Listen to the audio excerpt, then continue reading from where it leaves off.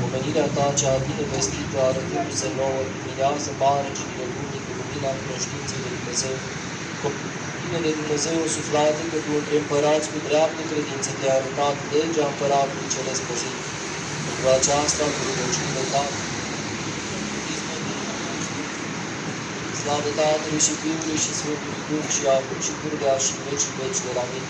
Coborându-te din cer la cele de pe pământ și împreună ridicând ca un Dumnezeu chipul lui Adam, care zăcea jos în temnița iadului, l-ai ridicat la cerul Hristoase cu înălțarea ta și împreună șezător pe scaunul Părintelui tău l-ai făcut ca un milostiv. Din tinereții tale,